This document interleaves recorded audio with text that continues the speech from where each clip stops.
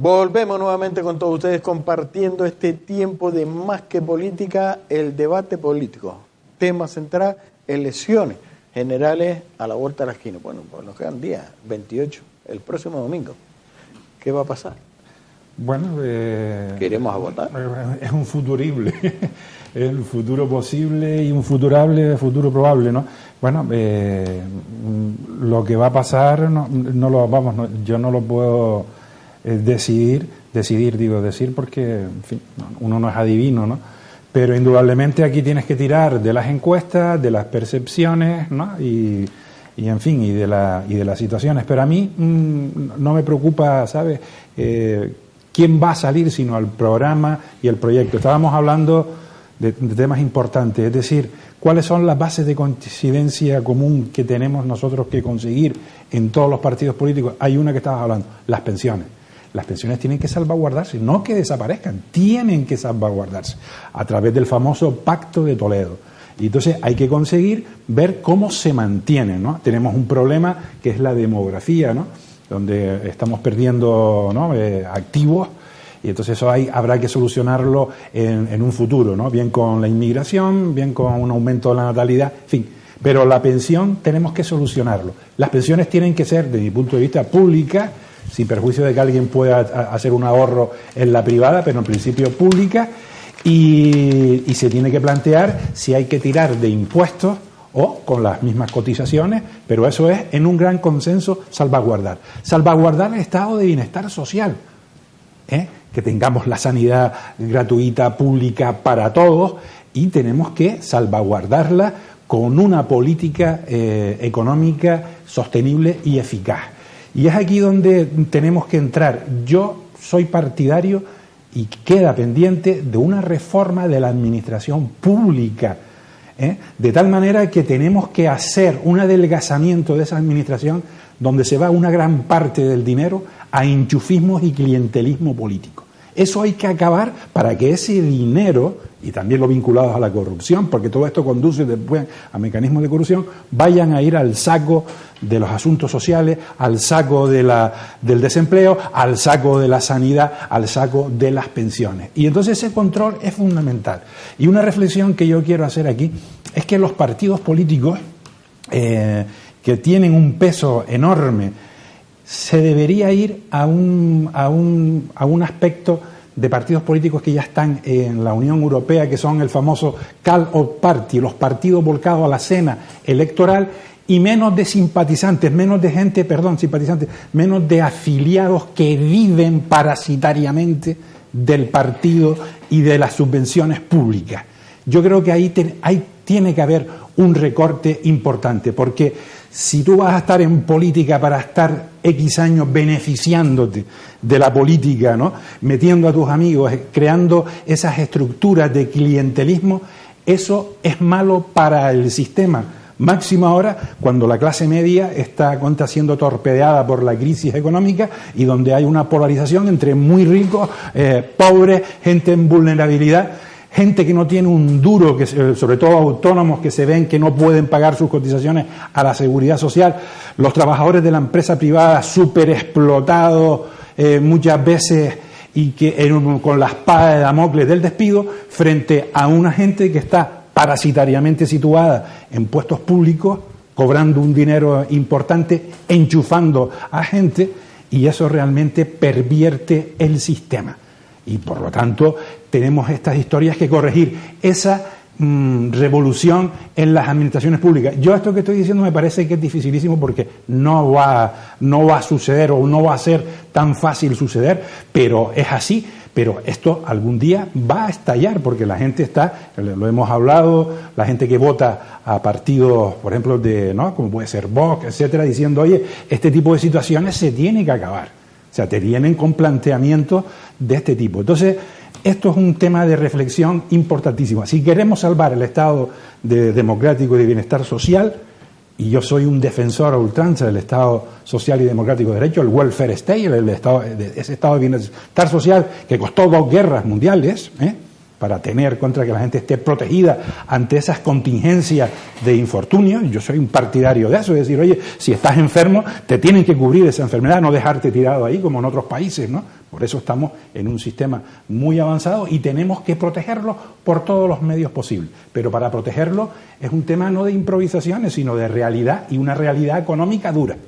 ¿De dónde van a salir precisamente los mecanismos para conseguir que el Estado social y democrático de derecho se mantenga? Y no podemos estar tirando por la ventana todo lo que hemos conseguido por una mala administración. Entonces, la reflexión es esa. Hay que acabar con una política clientelar, con una política que pueda conllevar a mecanismos corruptivos, ¿no?, de corruptela en líneas generales, y todo esto hay que intentarlo conseguir por todos los medios, porque si no vamos a tener situaciones extremas de polarización como está sucediendo ahora en nuestra sociedad.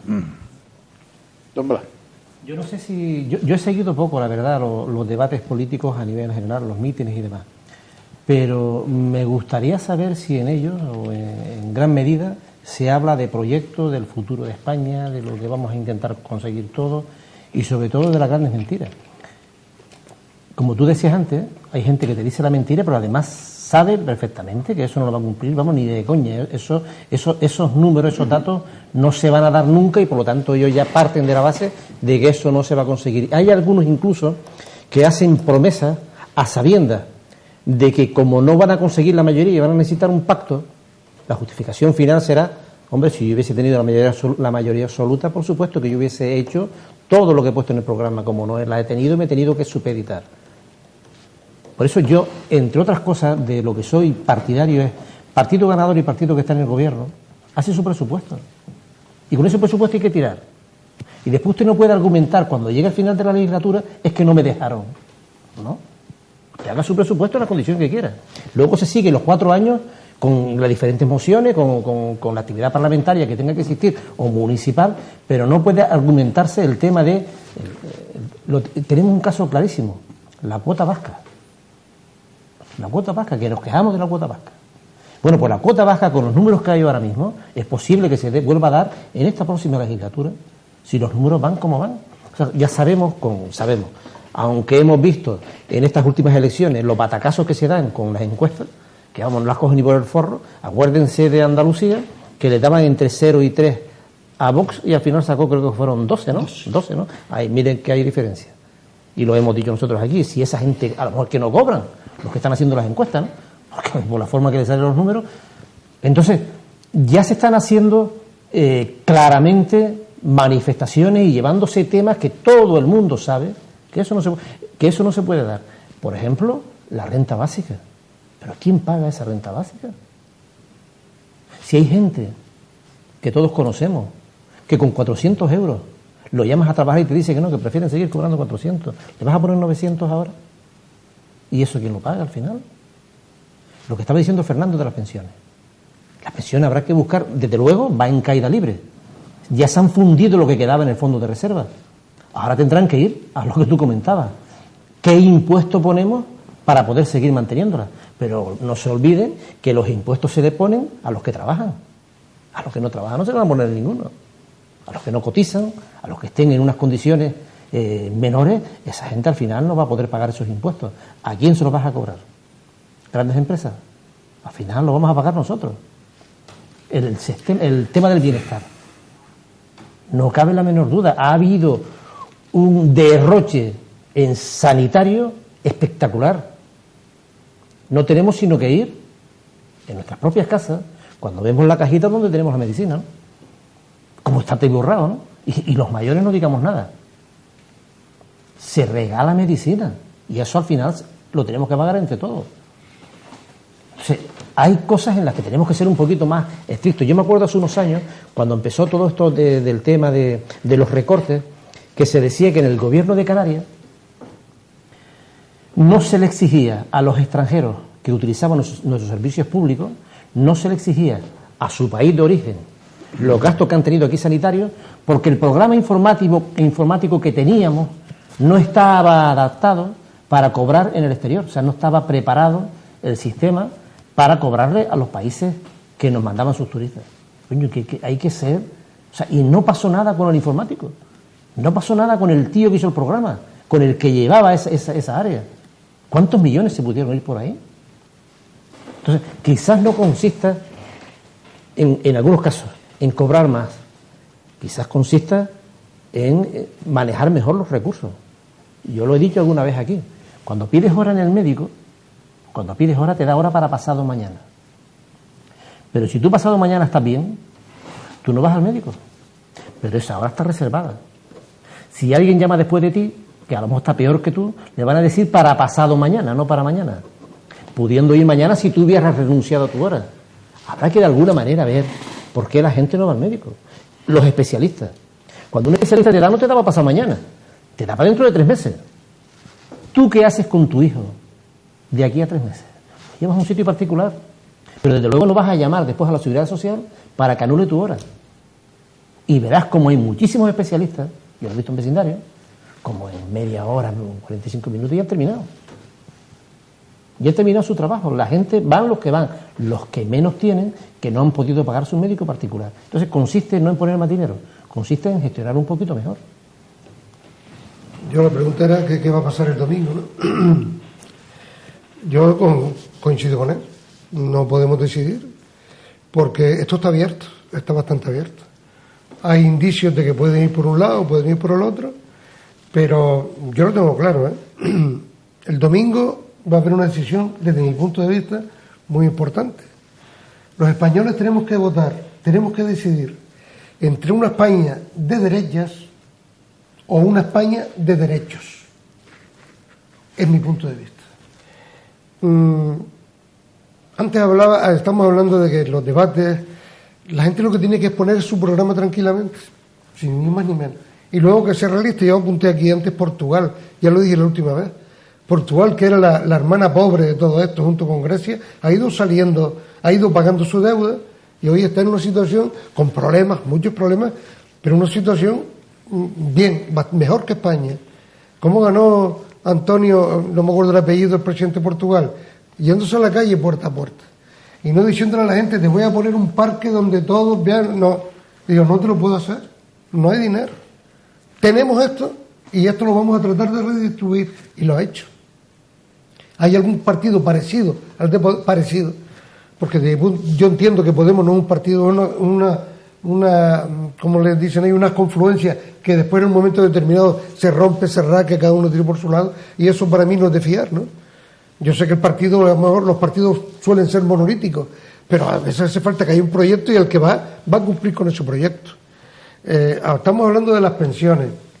Ya antes dijimos lo que había de las pensiones. Decías tú que hay que sacar impuestos, pero es que hay un montón de dinero que se va por el sumidero, un montón de dinero que se los traga el sumidero.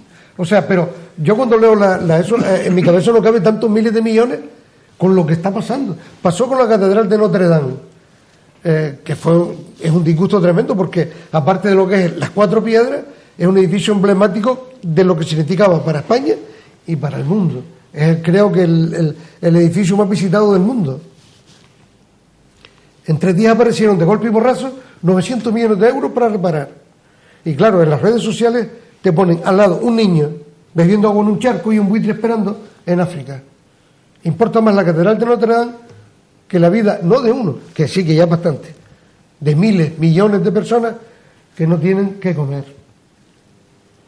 Si ese dinero lo ponen para eso, quiere decir que existe ese dinero, que ese dinero está. Estamos hablando de las cotizaciones de los que tienen que cotizar. Tienen que pagar, el que más tiene que pagar más. Y el que menos tiene debe pagar menos.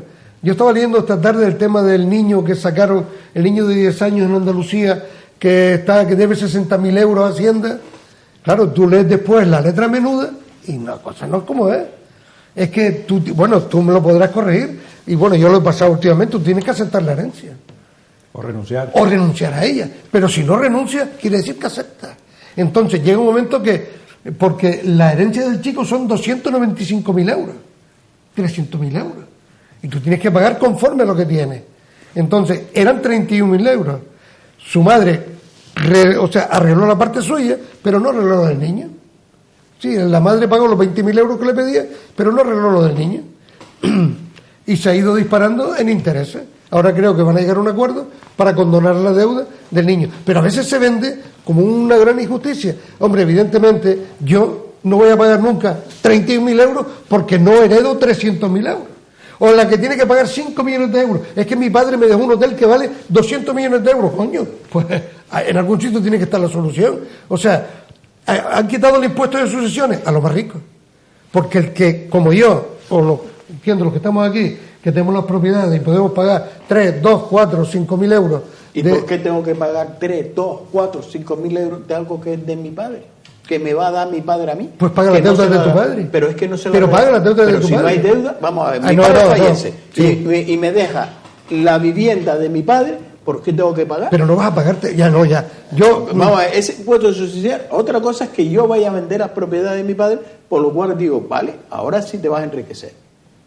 Pero si yo voy a una herencia de un padre a hijo, ¿por qué tengo que renunciarlo? Porque no puedo Yo te digo una experiencia. ¿Pero qué se lo ha regalado el Estado? Una experiencia personal, ¿vale? Hemos vendido un piso en Las Palmas. Llamo a Hacienda. ¿Los gastos de aceptación de herencia y todo esto son deducibles? No. Y entonces, ¿cuándo es deducible? Es cuando venga usted a la casa. O sea, la deducción es cuando venda la casa. Claro. Cuando la acepta, te cuenta como ingreso. Entonces, todo lo que son plusvalías, impuestos de sucesiones, todo eso, tienes que rascarte el bolsillo para poderlo hacer. O no registrarla, no hacerlo y luego correr con lo que venga. Porque los notarios, desde el momento que sucede algo, comunican te pido que me corrija, comunican, y en cualquier momento ya Hacienda sabe si la tiene, si la has vendido, cuánto es, valor capital, lo sabe todo. Hablaba también, mire, yo lo que me preocupa de verdad, lo decía también antes Fernando, el tema de la sanidad. Tenemos la mejor sanidad del mundo, pero en determinadas comunidades tenemos el ejemplo, hoy lo apunté aquí, del Hospital Insular, donde Fernando Clavijo, presidente del Gobierno de Canarias, le echa la culpa a los médicos y al Cabildo de Gran Canaria del caos que existe en el Hospital Insular, porque 20 médicos denunciaron al Gobierno de Canarias, creo que sí, por la situación en la que se encuentra. Estabas diciendo el tema de los médicos, pues tú pusiste el de una llaga. ¿Cómo es posible que yo vaya y me den una intervención para dentro de 2 años o dentro de 1 año? O sea, hay cosas sabiendo que están, eras tú que lo decías, que están de brazos cruzados a la media hora, muchos de ellos. Las camas cerradas están pervirtiendo la sanidad pública, haciéndola mala, para luego, leía el otro día que están pagando el doble a las clínicas privadas por la misma prestación que podría ser una pública. Pues no le pague, manténlo ahí. Y después yo quiero ir a la privada que me pone una televisión, una pantalla de 50 pulgadas a color y con sonidos on the road, pues lo tengo perra, a lo mejor lo pago. Pero yo, que no quiero, si voy a la sanidad pública, me van a atender con garantía y con calidad, sea quien sea. Igual que el mantra de que los inmigrantes nos están quitando la sanidad, tampoco es verdad. Por ahí circulan en las redes sociales que a todo el que llega aquí le dan una subvención mensual de 1.800 euros y encima no pagan. Eso no es verdad. O sea que sí, pero peor es que estén en la calle robando. Se les da una subvención para que puedan, digamos, subsistir. Educación. Anoche se hablaba en el debate de todos los pactos que han habido, pactos y contrapactos, ¿no? El más vergonzoso fue el 11 del ministro Wert, y luego lo colocan como premio en París, cobrando un sueldazo, él y su señora. O sea, cuando fue el mayor desastre que existe, la religión. Yo lo he dicho aquí una vez, yo soy creyente, pero no, yo tenía una compañera, la tengo, bueno, jubilados estamos los dos, que cuando empezaba todo este tipo de cosas, es catequista. Y ella decía, Rafael, menos religión y más educación física. Ella se refería que si alguien quería religión, ella era catequista y fuera de hora lo dedicaba para los que quisieran. Y como ella había mucho, que lo que tú no puedes, porque si tú sacas una nota, un 5 religión, te va a fastidiar el proyecto o la carrera. Que se dé historia de las religiones, me parece importante porque influye en la sociedad y siempre ha influido, ¿no? Y luego el I+D+I, o sea, la investigación y desarrollo. O sea, se le da poca importancia, igual que al cambio climático. Hoy se cumplen, estos días, el centenario del nacimiento de César Manrique. Hoy, ¿verdad? Había que ver cómo Coalición Canaria lo está celebrando en Lanzarote, cuando siempre le ha hecho fos a César Manrique y lo que pretendía César Manrique. Ha pasado de la Fundación César Manrique como le ha dado la gana. Fue el primero que creó, digamos, el tema medioambiental cuando no existía. Él fue el que paró que no se podían poner vallas publicitarias en Lanzarote, ni tirar un papel. Y a mí me consta que en aquellos tiempos ibas de turismo a Lanzarote y una familia que había pernoctado en un sitio, el viento quitarle papeles que llevaba, poner las mochilas en el suelo, caminar en busca de los papeles, recogerlos y metérselos en el bolsillo. Eso es la meritoria labor de ese hombre. Como ese hombre, muchos, pero eso lo tienen que hacer los políticos, porque yo, que no estoy acostumbrado, puedo hacer desmanes a punta pala, pero el político me tiene que vigilar. Luego, el tema de las becas. Hemos hablado aquí del tema de igualdad de oportunidades, y yo siempre defiendo que igualdad de oportunidades no es darle a todos lo mismo, no señor, es darle a cada uno lo que necesita. Hablaba el domingo, que lo acompaño en el sentimiento, el otro día que él estudió y su padre, perfectamente. ¿Y cuántos, como yo o como cualquiera de los que estamos aquí, están más capacitados que yo para estudiar y no pudieron hacerlo? Porque o son hijos de familias desestructuradas, o gente que vivía y las condiciones, tanto ambientales, económicas, lo que sea, no les permitía, pero eso gente con una capacidad intelectual suficiente para estudiar. Hemos pasado aquella época, eso de que antes se vivía mejor, no me lo trago, Hombre, por favor. ni con más nada. Porque cuando se decía que el hijo de Manolito, el que cultivaba la tierra ahí, es médico o es ingeniero químico o está trabajando en Alemania como investigador. O sea, antes ni de coña. Antes el médico era hijo de médico, el abogado, hijo de abogado, que es lo que iba a decir el cura, hijo de cura, algunos hay. Pero quiero decir, yo sé, Carmelo Artiles, que paz descanse, presidente del Cabildo, ese fue cura, o sea, estuvo en el seminario, y antes de cantar misa cogió, y su formación académica la adquirió en el seminario. Y tenías que tener padrino para no morir pagano. O sea que todo ese tiempo, afortunadamente, lo hemos dejado atrás. Por lo que tú dices, el estado de bienestar, no podemos renunciar a él. Tenemos que mantenerlo entre todos. Ahí es el consenso que tú decías. Porque tú de derecha, el otro de izquierda, el otro de centro, todos queremos lo mismo. Queremos que los hijos estudien, estar sanos y que la gente nos atienda, ¿no? Sí, no, coincido con el planteamiento, ¿no? Lo que pasa es que estamos en una situación nueva, ¿no? Diferente. Las tecnologías de la información y la comunicación han influido muchísimo desde la etapa nuestra. Date cuenta que cuando empiezan los, ¿no? Internet en los 85, 86, pero toda la época nuestra de escribir a máquina, es decir, que nosotros somos analógicos, ¿no? Frente al planteamiento digital, esto ha influido muchísimo, ¿no? Pero hoy el problema que veo yo en la juventud, en la educación, que es un tema clave, hoy los jóvenes, como han tenido todo, han tenido prácticamente ese estado de bienestar social que les ha cubierto, con él. Pues hay ahora los ninis, o sea, que ni trabajan ni estudian. Tenemos un grupo de personas que están ahí, que no tienen interés en líneas generales de tener un progreso, están con los juegos, con los, ¿no? En fin, estamos en una situación de un núcleo de gente muy importante ahí. Otros no, otros que están estudiando, ¿no? Haciendo en fin, todo su desarrollo vital, pero es claro que tiene que haber una apuesta por la juventud, ¿no? El proyecto que se haya, que por cierto que se ha hablado poco de la juventud. Sí, la juventud tiene un problema muy serio de cómo configura su futuro, ¿no? Un futuro que es complicado por estas tecnologías de la información, la robótica, que se van a encontrar en los procesos de integración en el mercado laboral, que los van a tener muy complicado pese a la preparación que puedan tener, pero esos retos de desafío los tienen ellos que afrontar, ¿no? Y no he visto yo un programa, o sea, al menos en los debates estos, no he visto que se haya, ¿no? reflejado la juventud y esa educación, porque la educación que están viendo esta gente es, pero bueno, primero el Facebook, que eso ahí es terrorífico, todos los temas estos, ¿no? de la influencia que tiene, y que a mí se me escapan, porque, ¿sabes? Porque son gente que están en esa cultura, y eso marca muchísimo las tendencias vitales, ¿no? de cómo se van a desarrollar. Pero, en definitiva, la juventud, que es la que va, ¿no? a ser quienes nos vayan en el futuro a conseguir mantenernos a nosotros, tenemos que hacer un gran esfuerzo y trabajos con ellos para que no se nos vengan abajo, ¿no? ante una situación de reality show, ¿no? de que puedan estar en esa realidad virtual, y que muchas veces confunden la realidad virtual con la realidad del día a día, ¿no? Esas noticias falsas, ¿sabes? Es el prepararlos para que no estén manipulados y que de alguna manera no se resignen, ¿no? ante los problemas que puedan venir, porque no han tenido lo que le pasó a nuestros padres, que fue una época muy dura, ¿no?, de sufrimiento, ¿no?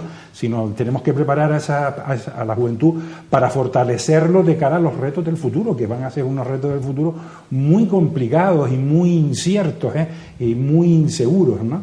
Y entonces a mí, ¿sabes?, la educación que estás hablando me preocupa, ¿no? Porque hay muchos que pasan de la educación, están en la órbita esta de los juegos, de las redes de información, internet, etcétera. Hay otros que no, pero sobre todo la manipulación en el control de la información que puedan tener determinados gobiernos, determinados núcleos de presión que lo distorsionen. Porque hemos visto que el control de las tecnologías de la información y de la comunicación con los cortafuegos, por ejemplo, China ha puesto un cortafuego de control de informaciones, ¿no?, y sobre todo de manipulación y de control de todo lo que haces y seguimiento. Entonces, a mí me preocupa la dictadura digital en manos de los poderosos, de los poderes que puedan de alguna manera transformar a nuestros jóvenes pues en meras cosificaciones, ¿no?, ideológicas. Es malo, o sea, es un tema de reflexión, ¿no?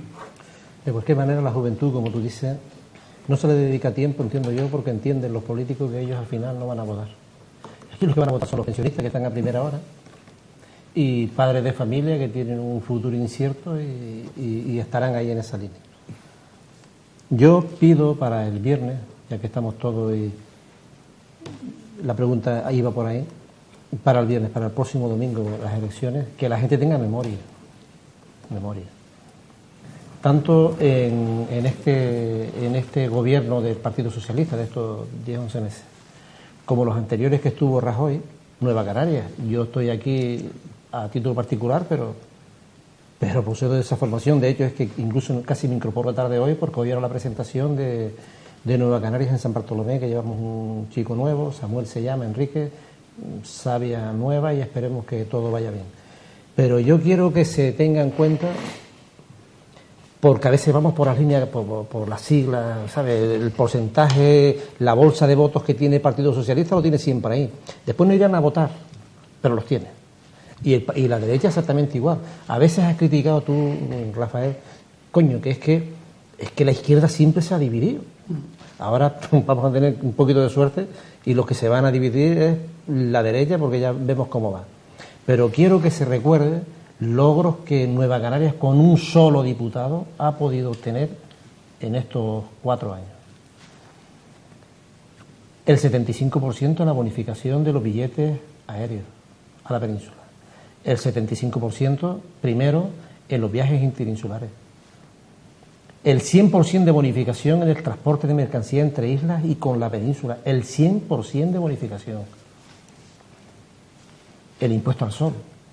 Y esas dos cosas que he dicho con anterioridad no nos afectaba solamente a los canarios, que es que cuando decimos los vascos piden pero para ellos. Cuando se ha hecho este logro, se ha hecho para Melilla, Ceuta y Baleares también. O sea, hemos apostado desde dentro por el resto. Y el impuesto al sol. El impuesto al sol que nos lo puso un ministro canario que manda tela, que en el sitio donde más sol tenemos se cobra un impuesto por tú tener las placas, y hoy estamos viendo como con esa quita del impuesto al sol la proliferación que hay de empresas que se dedican a la energía fotovoltaica. Es tremendo la importancia que se le está dando a ese tema. Éramos hazmerreír incluso de Portugal, que tú lo acabas de nombrar ahí. En Portugal se nombraba cómo en España podían poner un impuesto a algo que no nos genera ningún gasto y que debemos apostar por eso. Entonces, me gustaría que la gente el próximo domingo tuviese en cuenta que una sola persona, un solo voto, como fue el de Pedro Quevedo, que podía ser cualquier otro, los logros que consiguió para nosotros y para el resto de España. Mientras fue útil. Yo, hablando de lo que decía de las redes sociales y demás, el problema es que no tienen copyright, no sabe quién lo suelta. No sabe, yo no sé cómo hay gente que cuelga en Facebook, en Instagram y en todas las redes fotos de niños pequeños en ropa interior o saliendo de medio, y es un peligro tremendo. Primero porque hay un montón de pederastas y un montón de gente que contaba una chica el otro día, bueno, una madre, hablaba de la hija, que alguien cogió una foto, la colgó y aparecía en Inglaterra en zonas en páginas de contacto. Por supuesto cogieron la imagen y aparecía en una zona de contacto y era otro nombre, no hablaban de ella, pero lo cogían como cebo para que la gente picara, que es un peligro. O sea, igual cuando hay informaciones o cuando tú tienes una enfermedad y entras en Google y preguntas, vale más que no leas, porque a saber quién lo pone, no sé que una página sea una página oficial. Digo lo de la zona de influencia a través de internet porque Facebook y todas las saben cuando te ponen di que me gusta la página de Nueva Canaria o di que me gusta la página del Partido Socialista y tú lo pones. Ya Facebook sabe que en Telde, en Santa Lucía, en San Bartolomé, en Gran Canaria, esta zona es mayoritaria, los que les gusta a uno, por aquí los que les gusta a otro. Y saben en la franja de edad que votan en un sitio porque como pone cumplo años para que la gente te felicite. Tiene un montón de amigos virtuales, ¿sabes? Que después te ves por la calle, lo ves y no lo saludas, pero los tienes. Y tú estás diciéndole a todo el mundo cómo piensa, qué hace y qué deja de hacer. Y eso es un peligro tremendo. Y están utilizando los partidos políticos, están utilizando ese tipo de información, pero no lo hacen ellos. Hay empresas que se dedican a hacer eso y luego les rinden las memorias a ellos, ¿no? No nos olvidemos de... Tú decías antes una cosa que la comparto plenamente. El domingo hay que ir a votar con el carnet de identidad, pero con la memoria fresquita. Por ese tipo de cosas. Yo no estoy cada palo, cada eso que aguante su velo. Pero tanto en positivo como en negativo. Sí, en todo. En todo. Porque no nos olvidemos quién nos ha traído hasta aquí y cómo se ha traído esto hasta aquí. Entonces, lo dije antes, el domingo se vota entre una España de derechas, que es muy respetable, y una España de derechos. Y entonces, ¿quién pelea quién ha peleado, quién pelea por la España de derechos? Todos. ¿Quién se niega? ¿Quién está mirándose el ombligo y peleando por ver si yo soy mejor que o hacer? Ya sabemos quiénes son. ¿Todo? Entonces, claro, pues por eso, pues entonces yo tengo que tratar de separar la paja del grano. Por eso me cuesta trabajo decir cuál va a ser el resultado. Si no lo hacen los politólogos, sí, que están ahora de moda, que suelen ser licenciados en ciencias políticas la mayoría. O sociólogos. También. Lo que pasa es que el de ciencia política engloba mucho conocimiento de sociología sin estar titulado, ¿no? Pero mientras no sean filósofos, o argentinos, que es lo mismo, que te lo saben todas, ¿no? Pero bueno, yo lo que quiero decir que estas elecciones son muy, muy, muy importantes. Importante es que nadie se quede sin votar, oye. Que vayan todos a votar, que voten a quien quiera. Que si les sale bien, aplaudimos. Si sale mal, sé lo que tengo que hacer cuando venga, pero no esperar a 4 años. Tampoco estar en un manifestómetro continuo, yendo a la calle a movernos, ¿por qué no? Pero hay otros canales por los cuales se puede hacer. Hoy, una de las bondades de Internet es que tú puedes manifestarte dentro y hacer presión, recoger firmas y presentarlas en los estamentos oficiales. Es una manera de tú. Luego, yo no soy político, yo le voto al que me da de comer. ¿Cómo? Tú comes porque tienes derecho a comer. Además, la Constitución española lo dice, habla de vivienda, habla de educación, habla de comida, aunque no se cumple, en el 90%, pero lo dice, pues exige lo que te toque. Es que me piden un uniforme y me piden no sé cuántos libros que vale tanto. Pues yo pongo a mi niño o a mi niña, la pongo en la puerta del colegio. Edúquela, que la educación pública tiene que ser gratuita. Luego están los centros concertados, ¿son malos? No, pero no nos olvidemos que los centros concertados de enseñanza son centros privados sostenidos con fondos públicos. Por lo cual quiere decir que tienen que aceptar las condiciones que en su momento las leyes de educación le exigen, pero no pueden cobrar, pero le ponen una cuota de la APA, no sé qué, no sé cuánto, y pagar media fortuna con algo que tiene que ser realmente gratuito. Y luego el ideario, se les respeta el ideario. O sea que no se cumplen a veces con todos los requisitos. Mira, yo quiero una España laica. Ahora mismo no me sale el nombre, no es laica, es confesional. Confesional. Correcto, sí señor. Pero yo entiendo, yo siendo donde estoy, yo pienso que no debe, es que yo tengo recuerdos de la época franquista, donde Juanita no iba a misa y Juanita no podía trabajar. El que habla para trabajar tenía que firmar los principios fundamentales de la Unión, y si no, a tostar castañas. O sea, esa etapa afortunadamente la pasamos, que no volvamos a ella. O sea, tenemos que, por eso digo lo de la memoria, tenemos que ver dónde estábamos y dónde llegamos. Y hay gente que quiere volver para atrás, y eso es involución, eso es involucionar. Yo de verdad se me ponen los pelos de punta cuando veo lo que está pasando. Nos quedan 4 minutos, 1 minuto para rezar. Bueno, lo que está diciendo Rafael también es un problema, es decir, nosotros vivimos la transición, ¿no? Supimos lo que era el sistema antidemocrático, ¿no? Lo que era el fascismo, y el paso a la transición con el consenso, con la concordia y con el diálogo. De un ¿no? valor tremendo. Y claro, esto no lo ven ahora la juventud, incluso creo que los que están ahí, no sé si ninguno vivió en la época de Franco, o sea, porque me parece que todos son posteriores al 75, ¿no? Los que se presentan a presidente del gobierno, ¿no? O sea, que no vivieron la época franquista. O recién nacido. Que coincido en ese momento, oye, que para estudiar tenías que tener un certificado de antecedentes policiales, el penal de buena conducta, o sea, era otra forma de era otra forma, no podías leer libros, que estaba prohibido determinados libros. Sí, toda esa historia también influye, ¿no?